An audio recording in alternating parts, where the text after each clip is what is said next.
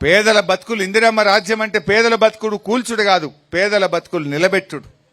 Duplicate ఇది ఇందిరమ్మ రాజ్యం వచ్చింది, డూప్లికేట్ ఇందిరమ్మ రాజ్యం ఇది. ఈ రేవంత్ రెడ్డి అందులో జొర్రిండి నడిమిట్లా ముఖ్యమంత్రి కావాలని అన్ని పార్టీలు తిరిగిండిన.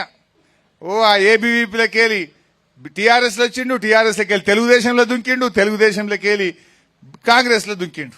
ఎండ్లన్నా దుంకుతాడు, ఎన్ని అబద్దాలన్నా ఆడతాడు. ఇలా మనకు అర్థమైతలేదా చెల్లె? గా ముసలికి ఇచ్చే పింఛనన్న టైంకి వస్తుందా మునుపటి లెక్క? కేసీఆర్ ఇచ్చే 2000 కూడా చక్కగా వస్తలేదు. మధ్యలో 2 నెలలు ఎగ్గొట్టిండు, మధ్యలో 2 నెలలు పింఛన్ ఎగ్గొట్టిండు. అవి కూడా చక్కగా వస్తలేవు పింఛన్లు. 4000 నమ్మిచ్చిండు, ఇచ్చే 2000 కూడా చక్కగా ఇస్తలేడు. ఇస్తుండా? కేసీఆర్ ఉంటే ఈ పాటికి రైతు బంధు పడకపోవునా? మీకు పడినా పడకపోవునా? ఫోన్ టింగ్ను మోగుతుండే పడి పైసలు పడి, ఇంత దేనికన్నా ఖర్చులకు వనకొస్తుండే కదా బాయికాడ. ఇవాళ అవి కూడా రాకుండా అయిపోయినాయి. రుణమాఫీ అన్నాడు, అది సగం మందికి కూడా కాలే, చారణ మందికి అయింది, 12 మందికి కాలే. అన్ని ఉత్తమ ముచ్చట్లే. ప్రజలను మోసం చేసిండు, ఇచ్చిన మాట ఒక్కటి కూడా అమలు చేయపాయ్.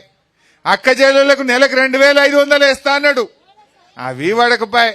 ముసలోళ్లకు 4000 పింఛన్ ఇస్తా అన్నాడు, అది వడకపాయ్. రైతులకు 15000 ఇస్తా అన్నాడు, అది వడకపాయ్. 100 రోజులు అన్నాడు, 300 రోజులు నిండినా. ఇప్పటికీ 300 నిండినా రేవంత్ రెడ్డి ఆయన కడుపు నిండే చూసుకుంటుండే తప్ప రైతుల కడుపు ఆలోచిస్తలేడు, పేదోళ్ల కడుపు గురించి ఆయన ఆలోచన చేస్తలేడు.